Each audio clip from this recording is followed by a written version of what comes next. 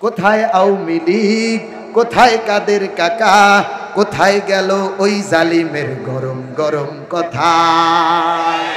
কোথায় আওয়ামী লীগ, কোথায় কাদের কাকা, কোথায় গেল ওই জালিমের গরম গরম কথা? খেলা হবে, কথা বলেন, খেলা হবে, খেলা হবে, খেলা হবে বলে কাকাই গেল পালায়া, হাসিনা পালাইছে দেশটা ছাড়িয়া। ঠিক কিনা? আল্লাহ তোমার দরবারেতে হাজার শুকরিয়া, আল্লাহ তোমার দরবারেতে হাজার শুকরিয়া, হাসিনা পালাইছে দেশটা ছাড়িয়া।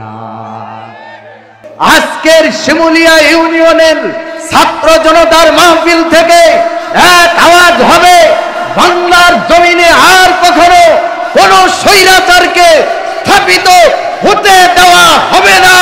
চিৎকার দিয়ে বলেন ঠিক কিনা? এই বাংলাদেশের স্বৈরাচারীরা তাদেরকে জঙ্গিবাদের ট্যাগ লাগাইতো। আজ আল্লাহর জমিনে আল্লাহু আকবারের তাকবীর হবে। তোমরা ফ্যাসিবাদীরা মনে করেছিলা ক্ষমতা মানুষের হাতেই হয়, মানুষের হাতেই শেষ হয়। বুঝো নাই, তোমাদেরকে আমরা বারবার বুঝানোর চেষ্টা করেছিলাম ক্ষমতার বাহাদুরি করতে নাই। ওয়াতু ইজ্জু মান তাশা ওয়া তুযিল্লু মান তাশা। আল্লাহ চাইলে মুহূর্তেই সম্মানিত করেন, আল্লাহ চাইলে মুহূর্তেই বেইজ্জতি করেন। এটাকে না বুঝে দীর্ঘ 16টি বছর পর্যন্ত আল্লাহ রাসূলের পথিকদেরকে সবচাইতে বেশি জুলুম করেছে যারা, আজ তারা বাংলার জমিনে নাই। উলামায়ে কেরাম এই বাংলার জমিনে আছে, থাকবে, শুধু থাকবে না, তারা ইসলাম বিদ্বেষী হবে যারা। আমার বন্ধুরা, সেই আল্লাহু আকবারের ধ্বনি ঢাকার জাহাঙ্গীরনগর বিশ্ববিদ্যালয়ে দেওয়ার কারণে তাদেরকে বলেছিল এরা জঙ্গিবাদ। কতটুকু নির্লজ্জ আর বেহায়া হলে নিজের দেশের সন্তানদেরকে বিজাতিদের কাছে বদনাম করে। এজন্য আল্লাহর মায়ের দুনিয়ার বাইর আল্লাহ বলে ওমাকারু ওমাকারাল্লাহ আল্লাহু খায়রুল মাকিরিন। চক্রান্ত তোমরা করো, আমি আল্লাহ চক্রান্ত করি না, বরং তোমাদের চক্রান্তের সঠিক সময়ে সঠিক জবাব দেই। ছাত্রদেরকে আমরা ভুলবো না কোনোদিনই। ছাত্রদের মাধ্যমে আজকে আপনি আমি স্বাধীনভাবে বাংলাদেশে ঘুরতে পারতেছি। এই ছাত্রদের বিপ্লবী জনতা ও আন্দোলনের মাধ্যমে আমরা আবারও 2024-এ ইসলামী মোনা সমমনা বাংলাদেশের সূর্য উদিত হওয়ার সম্ভাবনার স্বপ্ন আমরা দেখতে পাই। অতএব সেই ছাত্র জনতার পাশে আজকে আপনারা বলবেন আছেন না নাই? দুহাত তুলে একবার তাকবীর দেন তো ভাই, লিল্লাহে তাকবীর, নারায়ে তাকবীর। আলেম ওলামা যেখানে, মসজিদ মাদ্রাসা যেখানে, গান বাজনা যেখানে, নারায়ে তাকবীর। কথা হবে তো ইনশাআল্লাহ? যারা কথা বলতে পারবে না এগুলো হচ্ছে দালালের বাচ্চা। ফ্যাসিস্ট স্বৈরাচার চলে গিয়েছে, এটা উড়াল দিয়ে গেছে, তো গোড়াটা এখনো বাংলাদেশে আছে। আমি মিডিয়ার মাধ্যমে বলে দিতে চাই, সমন্বয়ক ভাইরা আপনারা বাংলাদেশকে স্বাধীন উপহার দিয়েছেন। ইতিমধ্যেই নতুন 3 জনকে আপনারা অ্যাটেন্ড করেছেন। তার ভিতর একজন আছে ফারুকি, সরওয়ার ফারুকি। এই লোকটার ভিতরে ঈমান আছে কিনা সন্দেহ। অতএব স্বাধীন বাংলাদেশে সমকামী প্রমোটকারী এই ফারুকিকে অনতি বিলম্বেই আবার প্রত্যাখ্যান করতে হবে। কথা বলেন ঠিক কিনা? আমরা আর কোনো প্রকারের দালালদেরকে বাংলাদেশে দেখতে চাই না। সাবধান হয়ে যান। আমার কথা আমি জানি এখানে থাকবে না, তামাম দুনিয়ায় চলে যাবে। আমার বন্ধুরা, কথা হবে ডাইরেক্ট, কোনো প্রকারের ছাড় দেওয়া হবে না। আপনারা কিছু সময় আমার সাথে দিবেন তো ইনশাআল্লাহ? মহতারাম হাজিরিন, আমি ঐক্যের কিছু কথা বলার জন্য কোরআনে হাকিম থেকে আয়াতের অসংখ্য অগণিত থেকে একটি আয়াত পাঠ করেছি। আমার আপনার উপর যিনি কোরআন নাজিল করেছেন, জোরে বলেন তিনি কে? এই কোরআনের মধ্যে সূরা আছে 114টা। নাজিল করেছেন মুহাম্মাদুর রাসূলুল্লাহ। কি যেন বলতে হয়? সবাই বলেন শুদ্ধ করে, সাল্লাল্লাহু আলাইহি ওয়াসাল্লাম। শুদ্ধ করে বললে নেকি আছে না নাই? আমার বন্ধুরা, সেই নবীজি যখন দুনিয়াতে আসলেন, মানুষ ছিল দলাদলে বিভক্ত। কথা বলেন। কেউ করত আগুন পূজা, কেউ করত মাটি পূজা, কেউ করত মূর্তি পূজা, কেউ করত মানুষ পূজা, কেউ গান গাইতো, কেউ নর্তকীদের মতো নাচানাচি করত। বড় দুঃখ আর পরিতাপের সাথে বলতে হয়, মুসলমানদের অর্থের ট্যাক্সে পরিচালিত যেই সংসদ, সেই সংসদে বিগত 16 বছর যাবৎ 300 টাকার নর্তকীর নায়িকা আর গায়িকাদেরকে সংসদে কথা বলতে দেওয়া হয়েছিল। এটা মুসলমান সহ্য করতে পারে নাই বিধায় আল্লাহ বলে, আমি তোমাদের বিজয় দিব, ধৈর্য ধারণ করো। ওয়ালা তাহিনু ওয়ালা তাহজানু ওয়া আনতুমুল আ'লাউনা ইন কুনতুম মুমিনিন। আল্লাহ বলেছেন, মুমিন যদি হয়ে থাকো, ভয় পেও না, পেরেশানি করো না, বিজয় তোমাদের হবে। হয়তো হওয়ার কথা ছিল আরো আগে, আল্লাহ করেছেন 2024-এ। আমার বন্ধুরা, নবীজি পৃথিবীতে আগমনের পর তাকায় দেখেন, মক্কার মধ্যে ধর্মের কোনো অভাব নাই। কেউ করে আগুন পূজা, কেউ করে মাটি পূজা, কেউ করে মানুষ পূজা, কত প্রকারের পূজা শুরু করে দিয়েছে। এই পূজার কোনো শেষ নাই। আমার আল্লাহ পাক রব্বুল আলামিন আখেরি জামানার নবী, আমার আপনার প্রিয় নবী মুহাম্মাদুর রাসূলুল্লাহকে প্রেরণ করে দিলেন। আল্লাহর নবী দুনিয়ায় আসার পরে একাধারে বড় হলেন। আমি ভূমিকা স্বরূপ কথাগুলো বলছি। আল্লাহর নবী 40 বছর পর্যন্ত মক্কার অদূরে গিয়ে বসবাস শুরু করে দেয়। গারে হেরার মধ্যে আমার আপনার নবী গারে হেরায় বসবাস করেন। পয়গম্বর কেন গারে হেরার মধ্যে থাকেন? কারণটা হলো, আল্লাহর নবী মক্কার পরিবেশ চলাফেরায় তার কাছে ভালো লাগে না। এক একজনার আচরণ এক এক রকম মনে হয়। এই জন্য আল্লাহর নবী আল্লাহকে পাওয়ার জন্য, ধ্যান এবং খেয়াল করার জন্য গারে হেরার মধ্যে থাকেন। দিন রাত 24 ঘন্টা মেহনত করেন। ওই গারে হেরার মধ্যে নবীজির প্রথম বিবি হযরতে খাদিজাতুল কুবরা রাদিয়াল্লাহু তাআলা আনহা নবীর জন্য খাবার পৌঁছায় দেয়। মক্কা শরীফে যারা গিয়েছে তারা দেখেছে এই গারে হেরার পাহাড়টা কত বড়। এখনকার সৌদির সরকার এটাতে ওঠার জন্য কত সুন্দর সিঁড়ি করে দিয়েছে। আমার নবীর সময় তো কোনো সিঁড়ি ছিল না। বিবি খাদিজাতুল কুবরা এটা বেয়ে বেয়ে আল্লাহর নবীর জন্য খাবার পৌঁছায় দিতেন। নবী আমার 40 বছর পর্যন্ত আল্লাহর নবীর কাছে কোরআন নাজিল হয় নাই। ওরে মুসলমান, আপনাদেরকে মেসেজ দিতে চাই, 40 বছর পর্যন্ত আমার নবী অন্তরের মধ্যে কি লালন করতেন, এইটা না থাকার কারণে আজকে আমরা মুসলমানেরা দলাদলিতে বিভক্ত হয়ে গিয়েছি। আজকে যদি আমাদের মধ্যে নবীজির 40 বছরের যেই 2টা গুণ আল্লাহর নবী নিজের ভিতর ধারণ লালন করেছিলেন, ওই 2টা গুণের 1 নাম্বার গুণের নাম হলো আল্লাহর নবী জন্ম থেকে নিয়ে মৃত্যু পর্যন্ত আমার নবী ছিলেন সত্যবাদী। নবীজি কোনোদিন মিথ্যা বলেন নাই। নবীর জবান দিয়ে কোনোদিন মিথ্যা বের হয় নাই। আল্লাহ পাক রব্বুল আলামিন বলেন, ওয়ামা ইয়ানতিকু আনিল হাওয়া ইন হুয়া ইল্লা ওয়াহয়ুন ইউহা।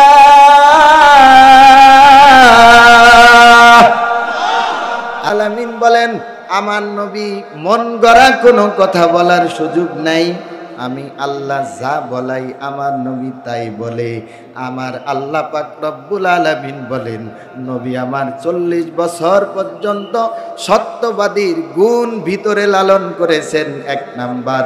2 নাম্বার, আমার নবীজির ভিতরে দ্বিতীয় নাম্বার যেই গুণটা লালন করেছিলেন, ওই গুণটার নাম হলো নবী ছিলেন ন্যায় বিচারক। ন্যায় বিচার বলেন তো বাংলাদেশে আছে? কথা বলেন আছে?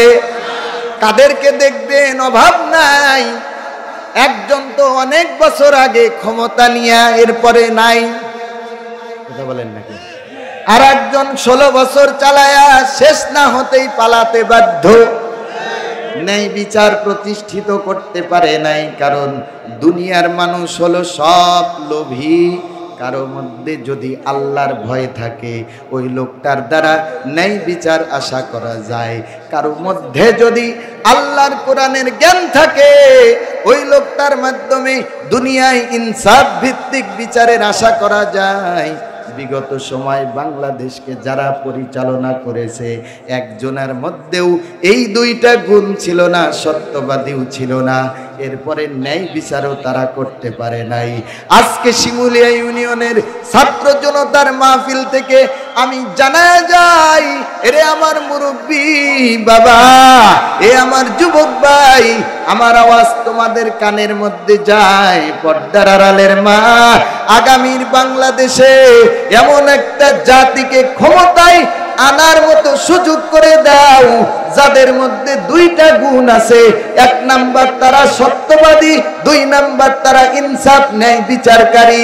এদের হাতে একবার বাংলাদেশ দিয়া দেখো, আল্লাহর কসম এই জমিনে আর কোনোদিন অন্যায় অবিচার হবে না, হবে না, হবে না। স্বাধীন বাংলাদেশে কথা বলার মজাটা যে কেমন এটা আমরা বুঝি। আমরা সবচাইতে ভালো বুঝতেছি, কারণ আমাদের মতো ছোট মানুষেরও এই বাংলাদেশে 9টা থানায় মামলা আছে। 9টা থানায় কোরআন বলার কারণে আমার মতো ছোট্ট অধম মামলার স্বীকৃতি পেয়েছিলাম। আমি বলেছি, স্যার হাজিরা দিতে যাব না, যদি প্রয়োজন হয় কোরআন বলতে বলতে মঞ্চের মধ্যে শহীদ হয়ে যাব। আমার চেহারা দেখে এই ঢাকা নরসিংদীর 1 থানার বড় সুপ্রিম কোর্টের উকিল বলেছিল, আপনার মতো মানুষ ইয়াবা পাচার করার সাথে সম্পৃক্ত থাকতে পারেন না, এটা মিথ্যা, আপনার আর আসতে হবে না। আমার বন্ধুরা, এজন্য আল্লাহর কোরআন যেখানে আছে, আল্লাহর কোরআনের দ্বীনের ইসলাম যেখানে আছে, সেখানে আর কেউ না থাকলেও জোরে বলেন আল্লাহ আছে না নাই? আল্লাহ আছে, ভয় পাওয়ার কিছু নাই, ভয় করা যাবে না। যুগের পরে যুগ আমাদের কোরআনের পাখি জেলখানার মধ্যে আবদ্ধ থেকেছেন। হুজুরকে বলেছে, আপনি শুধু আমাদের শর্তগুলো মেনে নেন, আপনাকে রাজকীয় জিন্দেগি দেওয়া হবে। আপনি কোথায় বাড়ি চান পৃথিবীর ভূপৃষ্ঠে, আপনাকে সেথায় বাড়ি দেওয়া হবে। আপনি বাংলাদেশে কোন পদ চান, আপনাকে সেই পদ দেওয়া হবে। বিনিময় শুধুমাত্র আমরা যেই গণতন্ত্রের আন্দোলন করি এই গণতন্ত্রকে আপনি স্বীকৃতি দিয়ে দেন। আমাদের কোরআনের পাখি বলেছেন, আমার জীবন যেতে পারে, কোনো স্বৈরাচারের হাতে হাত রাখতে পারি না। আমার বন্ধুরা, এজন্য সেই কোরআনের পাখিরা নাই, দায়িত্ব আমাদের আপনাদের। আজকে যদি তিনি থাকতেন, বাংলার মুসলমান তাদের হৃদয়ের সবটুকু ভালোবাসা উজাড় করে দিয়ে আমরা স্বপ্ন দেখতাম বাংলাদেশের প্রধানমন্ত্রী হতো আমাদের কোরআনের পাখি আল্লামা দেলাওয়ার হোসাইন সাইদি। আমার বন্ধুরা খুব ভালো করে শুনবেন, আল্লাহ পাক রব্বুল আলামিন জিবরাইল আমিনকে ডাক দিয়ে বলেন, ওরে জিবরাইল যাও আমার বন্ধুর কাছে গারে হেরায় চলে যাও, আমার নবীর বয়স এখন 40। মনোযোগ আছে তো ভাই? কিছু কথা চলবে তো ভাই? মনোযোগ আছে তো? জিবরাইল আমিনকে বললেন, যাও তাড়াতাড়ি যাও, আমার বন্ধুর কাছে হাজির হয়ে যাও। বন্ধুকে আমি আল্লাহ কোরআন নামক মহাগ্রন্থ কালামে পাক নাজিল করে দিতে চাই। আমার পয়গম্বর গারে হেরার মধ্যে কেউ বলেছেন বসে আছে, কেউ বলেছেন শুয়ে আছে। আল্লাহর নবীকে জিবরাইল আমিন এসে বলেন, ইকরা, জোরে বলেন কি বলছে? ইকরা। আরো জোরে বলেন কি বলছে? ইকরা। ইকরা মানে পড়ো তুমি, পড়ো তুমি। এটা থেকে অনেক ডাক্তার, ডক্টর, ইঞ্জিনিয়াররা বলে আল্লাহ প্রথম শব্দ বলেছেন ইকরা, মানে হলো পড়ো। তারা বুঝাইতে চায় আমাদের বাংলা ইংরেজি আল্লাহ পড়তে বলছেন। আসলে কি তাই বলছে? আল্লাহ বলছেন ইকরা মানে পড়ো, তার মানে হলো তামাম দুনিয়ায় কত ভাষা আছে রে মুসলমান, কোন ভাষা দিয়া আমি আল্লাহকে চিনতে পারবা না, কোন ভাষা দিয়া আমি আল্লাহর সাথে পরিচয় লাভ করতেও পারবা না। আমি আল্লাহর সাথে পরিচয় পাওয়ার জন্য যেই ভাষাটা তোমাকে, যেই জ্ঞানটা অর্জন করতে হবে, ওই জ্ঞানটা পড়ার কথা আমার আল্লাহ এই পৃথিবীতে সর্বপ্রথম বলেছেন। আর ওই পড়াটার নাম হলো আল্লাহর কোরআনের পড়া। আমি বলছি না ডাক্তার হওয়া যাবে না, আমি বলছি না ইঞ্জিনিয়ার হওয়া যাবে না, না রে ভাই না। ডাক্তার হওয়া তোমার দরকার, ইঞ্জিনিয়ার হওয়াও দরকার, জজ, ব্যারিস্টার, উকিল, কমিশনার সব আমাদের দেশের জন্য প্রয়োজন। কিন্তু এগুলোর আগে আমার দেশ পরিচালনার জন্য, ঈমান রক্ষা করার জন্য আল্লাহর কোরআন পড়াটা সর্বপ্রথম ফরজ। এজন্য নবী আলাইহিস সালামকে জিবরাইল আমিন বললেন ইকরা। কি বলেছেন? বলেন না সবাই, ইকরা। হে নবী আপনি পড়ুন। আমার নবী বললেন আনা লা বিকারিন, আমি তো পড়তে জানি না।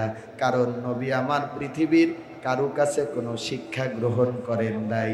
নবীজিকে যিনি হাতে কলমে শিক্ষা দিয়েছেন, এরে যুবক ভাই আওয়াজ দিয়ে বলেন তার নাম কি? জিবরাইল আমিন নবীজির শরীরে চাপ দিলেন। ভালো করে বুঝেন, খুব ভালো করে বুঝেন। নবীজি কষ্ট পাইছে। মাদ্রাসায় পড়তে হলে কষ্ট করা লাগে কি লাগে না? কথা বলেন না কেন? স্কুলে পড়লে কোনো কষ্ট নাই।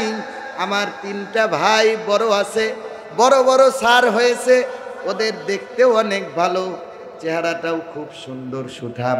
কারণ ওদেরকে বাড়ি থেকে খাইয়া লেখাপড়া করাইছে আমার পরিবারে। আমি এরকম মরা মানুষ। কারণটা হলো মাদ্রাসায় পড়েছি, কষ্টের খাবার খেয়েছি। আল্লাহর নবীকেও জিবরাইল আমিন চাপ দিয়া কষ্ট দিছেন। এজন্য আপনারা অনেকে এখন চিন্তা করেন মাদ্রাসায় কিসের কালেকশন হবে, এরকম প্রশ্ন করার কিছু অবৈধ মানুষ জোরে বলেন আছে না নাই? এ ভাই তোমাকে বলতে চাই, এই জমিনে যারা ইসলাম কায়েম করেছিলেন, আল্লামা ফরিদপুরি রহমাতুল্লাহ আলাই, মোহাম্মদুল্লাহ হাফিজি হুজুর রহমাতুল্লাহ আলাই, এরা কিভাবে মাদ্রাসায় পড়েছেন ইতিহাস তোমরা খুঁজে দেখো। এইরকম চান্দা ধান্দার টাকা দিয়া তারা মাদ্রাসা কায়েম করেছে এবং তাদের মেহনতের বিনিময় আমার আল্লাহ সারা বাংলাদেশে 40,000-এরও কম বেশি মতান্তর মাদ্রাসা কায়েম করেছে। যেখানেই ইসলামের বাধা আসবে ওই জায়গায় দুনিয়ার কোনো দল যদি নাও যায়, এই মাদ্রাসার আলেম ওলামারা গিয়া ওই জায়গায় ডাইরেক্ট বাধা দেয়। আমার বন্ধুরা নবীজিকে বললেন আপনি পড়েন। নবী বললেন আনা লা বিকারিন, আমি তো পড়তে জানি না। জিবরাইল আমিন এবার নবীর শরীরে চাপ দিলেন, আবার বললেন ইকরা। কি বললেন? ইকরা।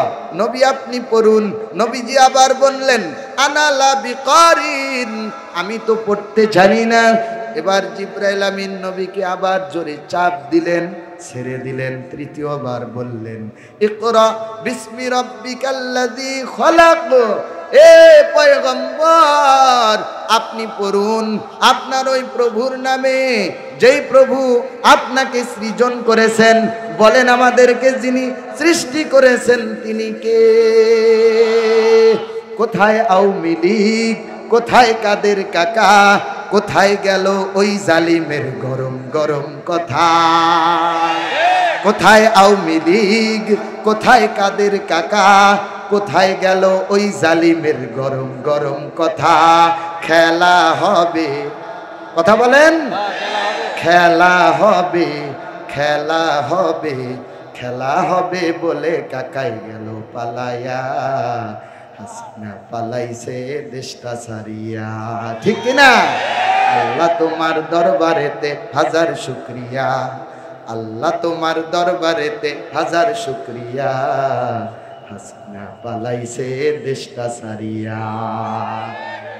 3 নাম্বার বার যখন নবীকে বললেন, পয়গম্বর আপনি পড়েন আপনার প্রভুর নামে, আল্লাহর নবীকে এই কথা বলার পর আল্লাহর নবী এই সূরা আলাকের 5-5টা আয়াতে কারিমা পাঠ করলেন। ইকরা বিসমি রাব্বিকাল্লাযী খলাক, খলাকাল ইনসানা মিন আলাক, ইকরা ওয়া রাব্বুকাল আকরাম আল্লাযী আল্লামা বিল কলাম, আল্লামাল ইনসানা মা লাম ইয়ালাম। নবীজি 5-5টা আয়াত পাঠ করার পর জিবরাইল আমিন ডাক দিয়ে বলে, এ পয়গম্বর আর বসে থাকা যাবে না, আপনি বের হয়ে যান তাড়াতাড়ি।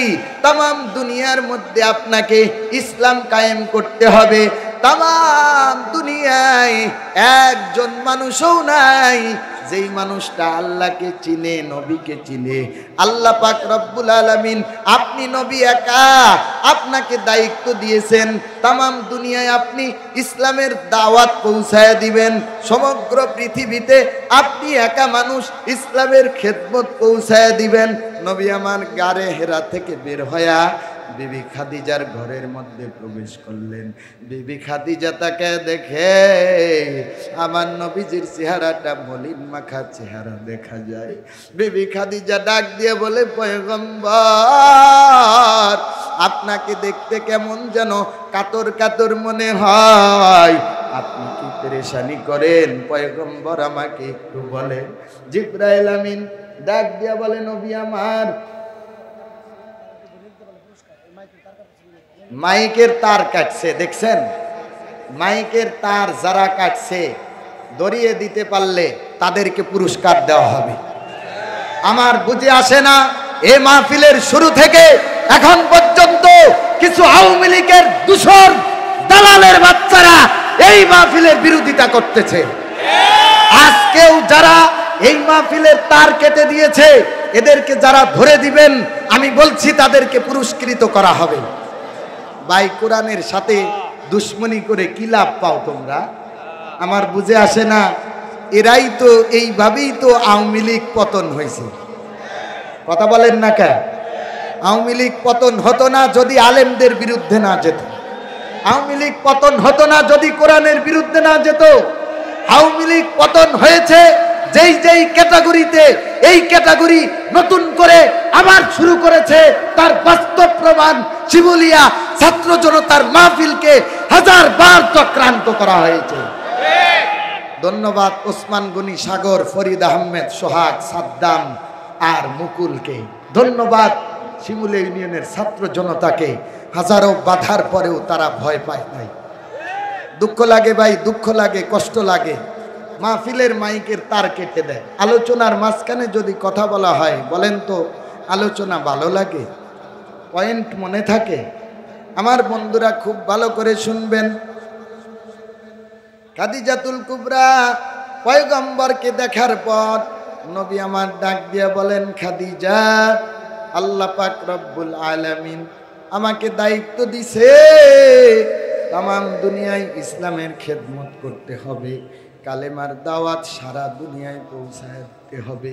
এবার বিবি খাদিজা ডাক দিয়ে বলে, পয়গম্বর আপনি যেই কালেমার মেহনত করবেন, আপনি যেই ইসলামের দাওয়াত দিবেন, আমি আপনার ঘরের বিবি সর্বপ্রথম আমি সাক্ষী দিচ্ছি পয়গম্বর আপনি সত্য, আপনি ন্যায়, আপনি ইনসাফওয়ালা। আমি আপনার ঘরের বিবি হইয়া সর্বপ্রথম আপনার হাতে হাত রেখে কালেমা পড়ে মুসলমান হয়ে গেলাম। ওর কাছে ভালো হওয়া এটা সহজ না কঠিন? কথা বল নাকি?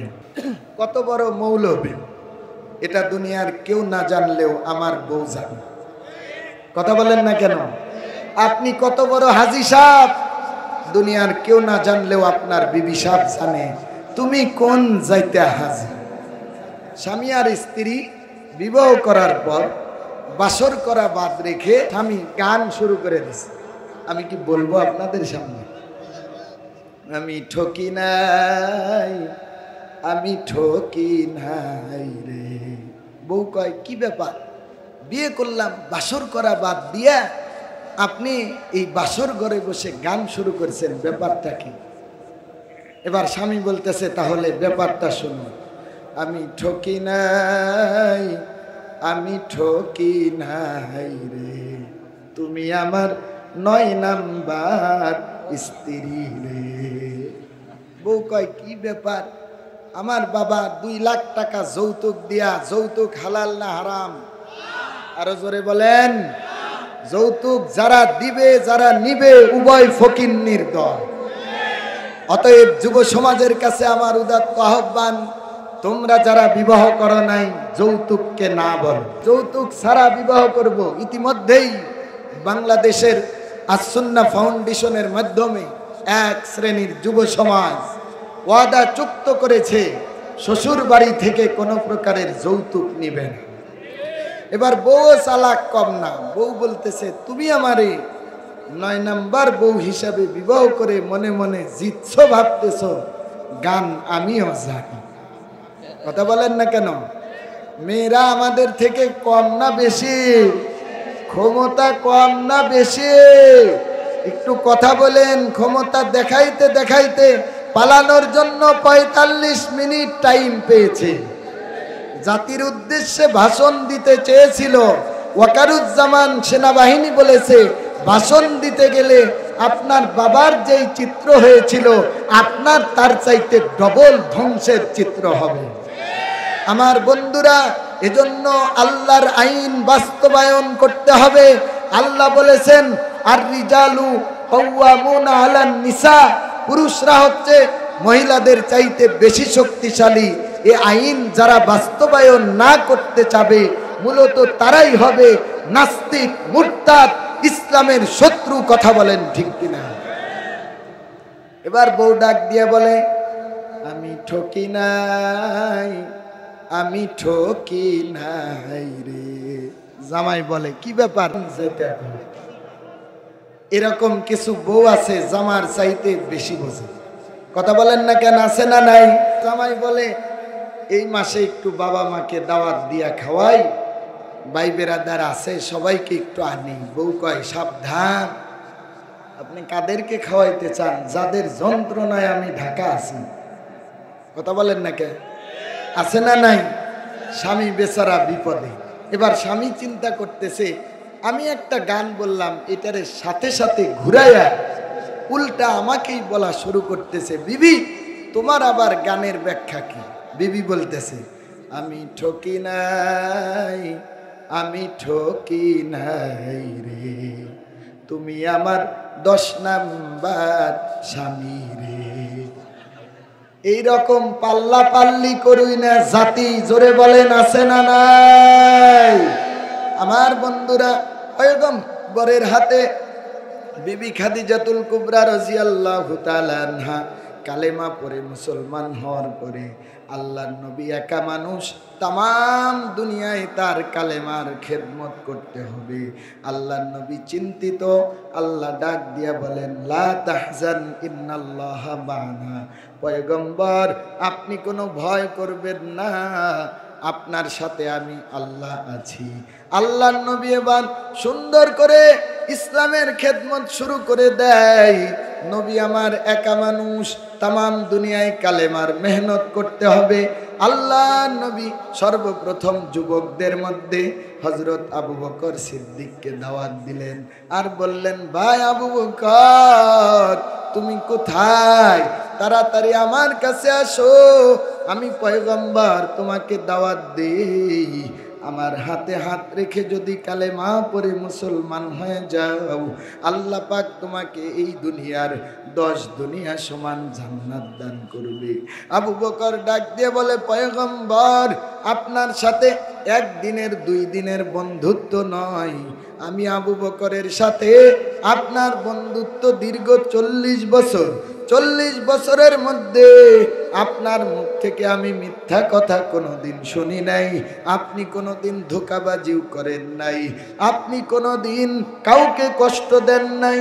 ও মায়ার পয়গম্বর, আপনি যা বলবেন তা সত্য। আমি আবু বকর পৃথিবীর ইতিহাসে যুবকদের মধ্যে সর্বপ্রথম আপনার হাতে হাত রেখে আমি আবু বকর কালেমা পড়ে মুসলমান হয়ে গেলাম। নবী আমার ডাক দিয়ে বলে, রে আবু বকর, এই কালেমা পড়েছ, কালেমার দাওয়াত তোমাকে দিতে হবে। পয়গম্বরকে আবু বকর বলেন, নবী গো, কেমন করে আমি দাওয়াত দিব? মক্কায় তো কেউ জানে না, কারণ তাদের ক্ষমতা অনেক বেশি, তাদের দল অনেক বেশি, তাদের অনেক মানুষ আছে, যেই মানুষগুলো আমাদের নাই। পয়গম্বর, আমি আবু বকর তারপরেও নিয়ত করলাম, গোপনে গোপনে যাদেরকে পারা যায় ইসলামের দাওয়াত আমি তাদের কানে কানে দিব। আল্লাহর নবী এরকম বলার পর আবু বকর সিদ্দিককে সঙ্গে করে নিয়া কালেমার মেহনত শুরু করে দেয়। পয়গম্বরে আরবি কালেমার মেহনত করতে করতে তাম দুনিয়ায় ইসলামের ছায়ায় পৌঁছায় দেয়।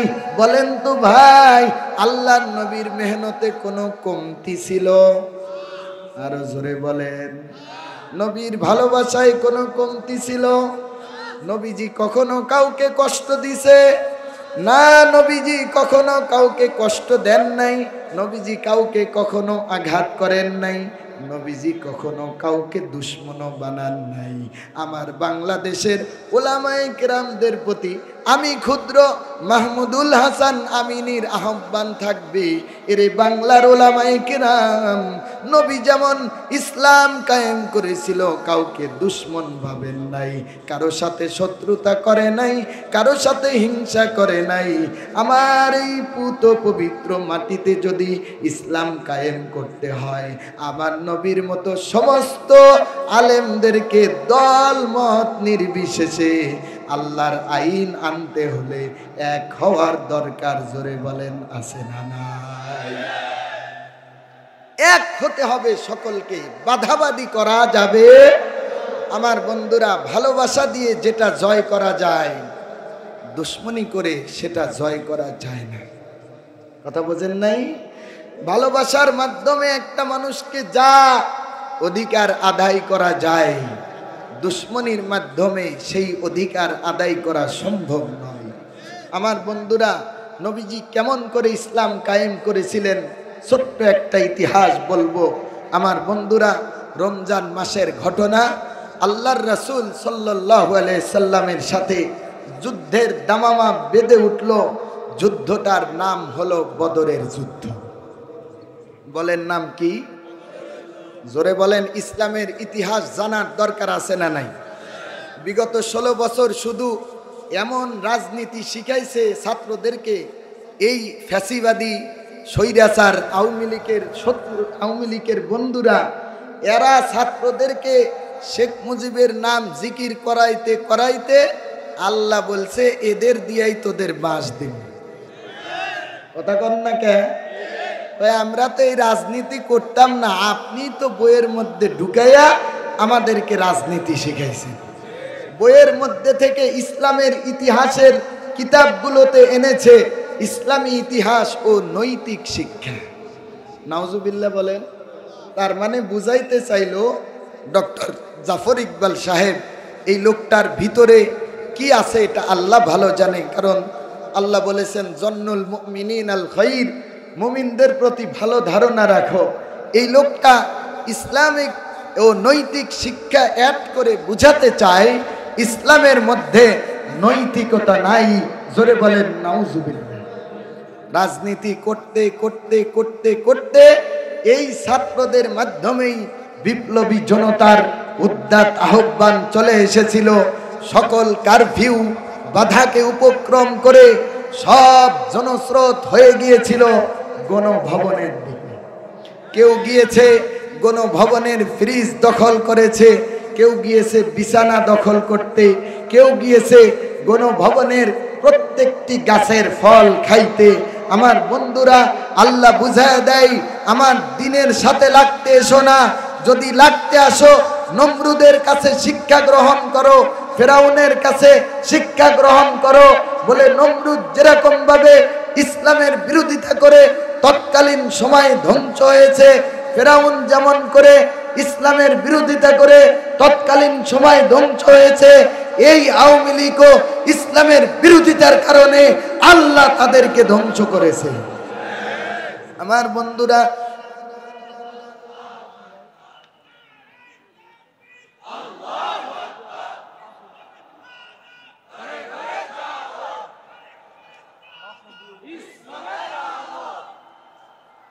আমার বন্ধুরা, যুদ্ধটার নাম কি? বদরের যুদ্ধ। কোন মাসে অনুষ্ঠিত হয়েছে? রমজান মাসে। সাহাবীদের সংখ্যা 313। মনে রাখতে হবে কতজন? 313। ইতিহাস আপনারা তো ওই রকম ভাবে জানার চেষ্টা করেন না, কারণ ইসলামিক মাইন্ডের মানুষগুলোকে বাংলাদেশের জনগণ খুব হালকা মনে করে। কিন্তু ভাই, মরণের পরে এই হুজুর, ওই হুজুর, এই হুজুর, এই মোল্লা আপনার বাবা মার জানাজা পড়ায়, আপনার বাবা মার বিয়ে পড়াইছে মোল্লারা। অতএব মোল্লাদেরকে দুশ্মন বানাইতে যায়েন না। ভবিষ্যৎ ক্ষমতার যারা স্বপ্ন দেখতেছেন, আপনারাও যেই কায়দা শুরু করছেন, মনে হয় না আপনাদের অবস্থা ভালো হবে। কথা বলেন না কেন? বাংলাদেশের মুসলমান এখন অধিকার আদায় করতে শিখেছে, আর চুপ থাকা যাবে না। যুদ্ধটার নাম বদর যুদ্ধ, অনুষ্ঠিত হলো রমজান মাসে। এই যুদ্ধের যিনি দায়িত্ব পালন করলেন, এ পৃথিবীর শ্রেষ্ঠ মানব মুহাম্মদুর রাসূলুল্লাহ। বলেন সাল্লাল্লাহু আলাইহি ওয়াসাল্লাম। আমার বন্ধুরা, সাহাবায়ে কেরাম মাত্র 313 জন, আর কাফেরদের দলে 1000। কম না বেশি? মুসলমানের সংখ্যা কম, বিজয় দেওয়ার মালিক কে? আল্লাহ বিজয় দিবেন, আল্লাহ বিজয় দেন। যদি একটা যুবকের মধ্যেও ওমরের মতো ঈমান থাকে, যদি একটা যুবকের মধ্যেও মুহাম্মদ বিন কাসেমের মতো ঈমান প্রজ্বলিত থাকে, আগামীর বাংলাদেশ ইসলামীর বাংলাদেশ, আগামীর সংসদ কোরআনের সংসদ, আগামীর বাংলাদেশ ইসলামী আইনের বাংলাদেশ। ইসলামী আইনের বাহিরে আমরা আর কোনো তন্ত্র মন্ত্রের আইন দেখতে চাই না। আমার বন্ধুরা, এই যুদ্ধে নবীজি চিন্তিত হয়ে গেলেন, কি করা যায়। আমার সাহাবীদের সংখ্যা মাত্র 313 জন, আর কাফেরদের সংখ্যা 1000-এরও বেশি। এবার নবী আমার চিন্তিত হয়ে যায়। আল্লাহ ডাক দিয়ে বলে, পয়গম্বর, ইন্নামা আলাইকাল বালাগ ওয়া আলাইনাল হিসাব। আপনার দায়িত্ব ট্রান্সফার করা, পৌঁছে দেওয়া, হিসাব নিব আমি আল্লাহ। আপনার কোনো পেরেশানি করা যাবে না, আপনি কোনো চিন্তাও করবেন না। ওরে পয়গম্বর, আপনি ঘোষণা দেন, ডেট ফিক্সড করেন, ময়দান ফিক্সড করেন। আপনার 313 জন হতে পারে, এর মধ্যে এমন ইমানদার আছে যেই ইমানদার একা মানুষ 100 জনের জন্য যথেষ্ট। আল্লাহ বলে, শক্তি যদি ওর ভিতরে নাও থাকে, আমি আল্লাহ কুদরতি ভাবে 313 জনের মধ্যে এই পরিমাণ শক্তি দান করব। আমার বন্ধুরা, এই যুদ্ধে পয়গম্বর যাবেন, 2 জন সাহাবী দাঁড়ায় গেল। একজনের নাম মুআজ, আর একজনের নাম মুআব্বিজ রাদিয়াল্লাহু আনহুমা। সুবহানাল্লাহ বলেন। ছোট্ট মানুষ, কিতাবের মধ্যে লেখা হয়, হাদিসে আসছে, একজনের বয়স 10 বছর আর একজনের বয়স 12 বছর। এই 2 জন সাহাবী আল্লাহর নবীর এই বৈঠকে দাঁড়ায় গেলেন। পয়গম্বর, আমরাও বদরের যুদ্ধে যেতে চাই। নবী আমার তাকায় দেখেন এই দুইটা ছেলে অত্যন্ত ছোট। পয়গম্বর বললেন কিভাবে তুমি যাইবা? আমার বুঝে আসে না, তোমরা তো অত্যন্ত ছোট মানুষ, তোমাদের যুদ্ধে যাওয়া লাগবে না, এখান থেকেই তোমরা দোয়া করো। মাআজ আর মুআব্বিজ দুইটা শিশু, মুসলমানদের ইমানি চেতনা কত কঠিন। এরে যুবক ভাই, এ মুরব্বী বাবা, এ পর্দার আড়ালের মা, তোমার ঘরেও মাআজ মুআব্বিজ আল্লাহ দিছে। এই দুইটা সন্তানকে এই মাদ্রাসায় ভর্তি করায় দাও, আল্লাহর কোরআন শিখাও। এই টেঙ্গুরি মাদ্রাসা থেকে হাজারেরও বেশি আল্লাহর কোরআনের হাফেজ তৈরি হয়েছে। সুবহানাল্লাহ। এই যে আমার মহব্বতের হুজুর মুজিবুর রহমান সাহেব, ওনার হাতে হাজার হাজার হাফেজ তৈরি হয়েছে। এই যে হুজুরের হাতে হাজার হাজার আলেম তৈরি হয়েছে। তোমার ঘরের মধ্যে আল্লাহ যে সন্তান দিছে, এই সন্তানটাকে আল্লাহর কোরআন পড়াও। বলে তোমার সন্তান দুনিয়ায় যদি টাকা পয়সা নাও কামাইতে পারে, বাড়িও যদি না করতে পারে, গাড়িও যদি না করতে পারে, আমার আল্লাহ তোমাকে হাসরের ময়দানে আলেমের বাবা হওয়ার কারণে এমন একটা নূরের টুপি পরে দিবি, কিয়ামতের ময়দানে সব মানুষ দেখবে আল্লাহ তোমাকে মাফ করে জান্নাত দান করেছে। আমার বন্ধুরা, মাআজ আর মুআব্বিজ নবীর কাছে এই কথা শোনার পর অন্তরের মধ্যে ব্যথা নিয়া চোখ বেয়ে বেয়ে পানি ঝরাইতেছে আর বলতেছে, মায়ার পয়গম্বর, আমরা চাইলাম যুদ্ধে যাব, শহীদ হব, আল্লাহর রাস্তায় জীবন দিয়ে দিব। ও নবী, আপনি আমাদেরকে কেন নিতে চান না? আমাদের যুদ্ধে যাওয়ার জন্য যেই জিনিসটা দরকার, ওই জিনিসের নাম হলো শক্তি। জোরে বলেন কি? আরো জোরে বলেন। যুদ্ধে যাওয়ার জন্য প্রয়োজন শক্তি। পয়গম্বর, আপনি যদি আমাদেরকে শক্তি পরীক্ষা করেন, তাহলে আমরা এই শক্তির মাধ্যমে আপনাকে দেখাইতে চাই যুদ্ধে যাওয়ার জন্য যা দরকার আল্লাহ আমাদের তা দান করেছেন। এবার নবী বললেন, মাআজ আর মুআব্বিজ, ওরে দুই ভাই, ভালো করে শুনো, তোমাদের দুই ভাইয়ের মধ্যে বড় যিনি আছে মাআজ, একে আমরা নিয়ে যাই, মুআব্বিজ তুমি থাকো। মুআব্বিজ বললেন, নবী গো, আপনি মাআজকে কেন অনুমতি দিলেন? বলে মাআজ বড়, এই কারণে। পয়গম্বর বললেন, হ্যাঁ। মুআব্বিজ বলেন, নবী গো, তাহলে আপনি শুনে নেন, মাআজ আর মুআব্বিজ, আমি ছোট হতে পারি, মুআব্বিজ মাআজ বড় হতে পারে, কিন্তু শক্তির দিক দিয়ে আমি এই মাআজের চাইতেও বেশি শক্তিশালী। নবীজি এবার বললেন, তাহলে তোমাদের মধ্যে প্রতিযোগিতা দাও। সুবহানাল্লাহ বলেন, সুবহানাল্লাহ আরো জোরে বলেন। অনেকে এদিক ওদিক তাকায়। ও ভাই, কোরআনের আলোচনা শুনলে লাভ আছে না নাই? এখন তো ওই যে হাতে হাতে মোবাইল দেখা যাইতেছে, মোবাইলটা এমন দেশটারে খাইছে, এজন্য মোবাইল নিয়ে আমার একটা সঙ্গীত আছে, বলবো ভাই? দেশে মোবাইল আইছে, চিঠি বন্ধ হইয়াছে, দিওয়ানা বানাইছে, ওলা মাইয়ার মনের আশা ভাসে মোবাইলে। এই মোবাইল পাইয়া ওই মা বোনের মাইয়া, কথা বলেন না কেন? এই মোবাইল পাইয়া ওই মা বোনের মাইয়া যুবক যুবতীর ভালোবাসায় পাগল হইয়াছে, আবার টিকটক আসিয়া সব গেল ভাসিয়া। কথা বলেন না কেন?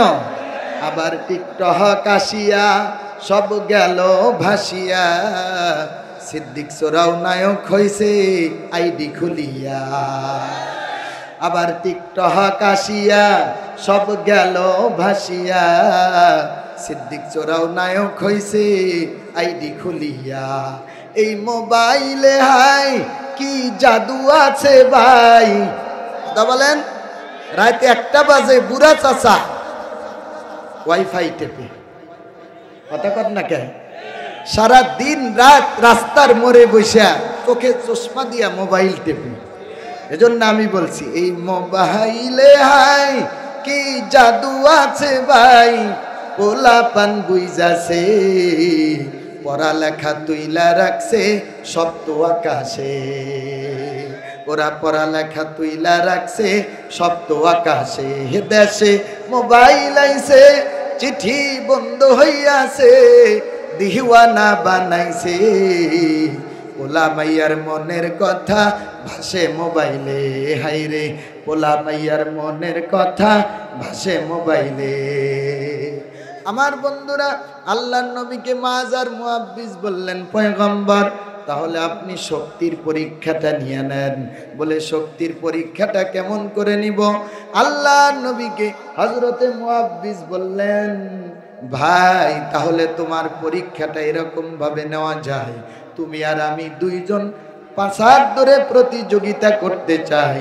যেই প্রতিযোগিতায় ফার্স্ট হবে সেই আল্লাহর নবীর সাথে বদরের যুদ্ধে যেতে পারবে আপনারাও বলেন যুদ্ধে যাওয়ার জন্য কারা কারা রাজি আছেন দুটো হাত আল্লাহকে দেখিয়ে দেন তাকবীর দেন লিল্লাহি তাকবীর নারায়ে তাকবীর আল কোরআনের আলো আল কোরআনের আলো লিল্লাহি তাকবীর।